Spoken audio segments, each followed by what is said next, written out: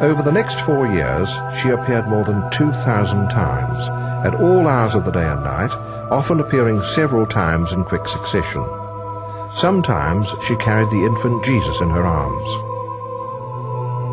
The girls' visions were preceded by 3 interior calls, which they described as 3 joys.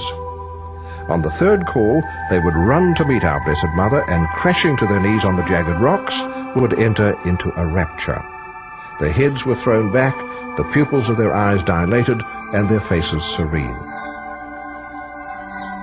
They were insensitive to pinpricks, burns, physical contact, or bright spotlights shone into their eyes. After one apparition, the back of Jacinta's legs were covered in pinpricks inflicted by a doctor.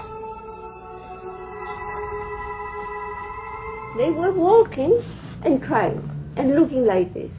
They were crying, suffering. They were very beautiful, much beautiful than when they were normal. But when they were in ecstasy, they were really beautiful, all of them.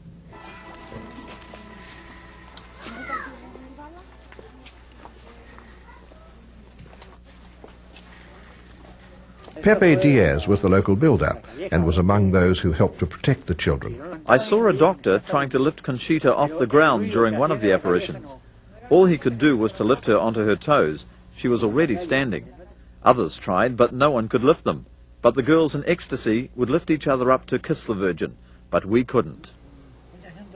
As the apparitions continued, new phenomena began to occur. When the girls were in ecstasy, they were different. Sometimes they would walk so fast over the ground, we just couldn't keep up with them. They were too fast. They would go one way, then suddenly another. Often we were out of breath. Sometimes they were going so fast, we thought they were going to crash into the walls of the houses. We were perspiring so much, the girls were so cool. They showed no signs of perspiring. Often we were with the girls when they would just crash onto their knees on the rocky path. You could hear their knees striking the rocks, but they were never hurt. The girls also began to make spectacular falls in their ecstasy. Sometimes they would fall straight backwards, stiff as a board, without using their hands to cushion the fall. And they would levitate. And this day I saw Loli in the floor, completely in the floor, and suddenly went up. And her father told me, take your stick and pass it through her. I took the stick and passed it. And she put her, when she was like this, she put her skirts down. I passed it through, and there was nothing. There was air down her. She was like this, and with a face that I couldn't explain. She was beautiful.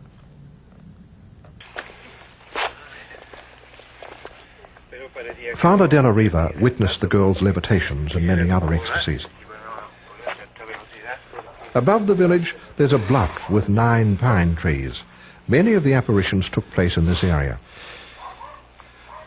One day I saw the children come off the hill, looking upwards, like this, walking backwards. They came towards us through those bushes full of thorns, running like they were flying, backwards, like they had wings on their feet. They moved so fast one couldn't see that their feet were not touching the ground, and they never fell. They passed us here, turned round, and walked off towards the church. I saw them coming back from the pines, and nothing, and they never fall down, never. And they were going back, like this, and they walked, and they ran, they were there, and nothing happened to them. Never. There was a stream that ran through the village near the church with a small bridge over it. I saw the girls walking towards it arm in arm. 2 walked over the bridge, the other 2 walked on air. 2 of the many priests to witness the events of Garanbandal were Father Luis Maria Andreu, a 38-year-old Jesuit professor of theology from Una in Spain, and his brother, Father Ramon.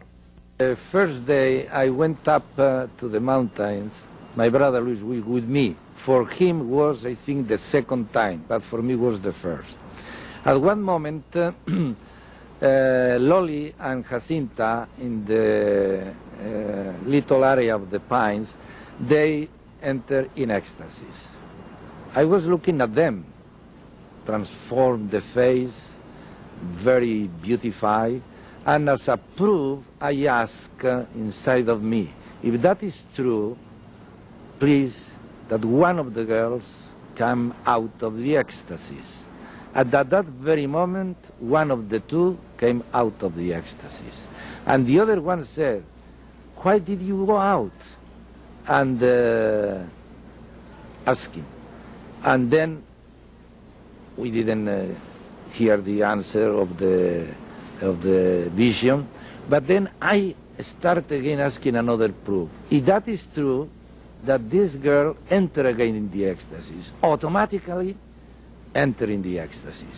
So I turned to my brother Luis and I said, Luis, be careful with what you are thinking, because here the transmission of the things and thoughts is immediately done.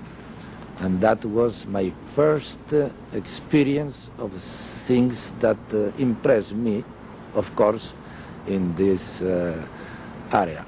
The first time I went up. After that, I stayed there for weeks, several weeks, and I saw a lot of many other things, but I have not much time now to explain them. People would often place holy objects, such as rosaries, scapulars, medals, and wedding rings on a table. The girls would then offer these to Our Lady for her to kiss. Afterwards, the girls would always return the object to their rightful owners, even though they had no way of knowing to whom each object had belonged. The Virgin told the children, "Through my kiss on these objects, my son will perform miracles, wonders and prodigies."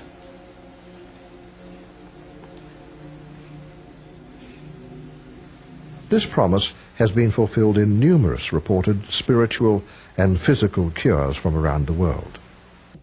What impressed me the most was the day I was with Conchita at the Pine Grove. My daughter Carol was with me. She was paralyzed through an accident. I saw Conchita receiving communion. I didn't see the angel. What a wonderful and precious experience. I asked Conchita to ask the Blessed Mother if she could cure my little daughter. She was to have an operation, and I wanted to know if it would be good or bad. Conchita replied, "The Blessed Mother said, your daughter has already been cured of the paralysis. She was to have had the operation the next day."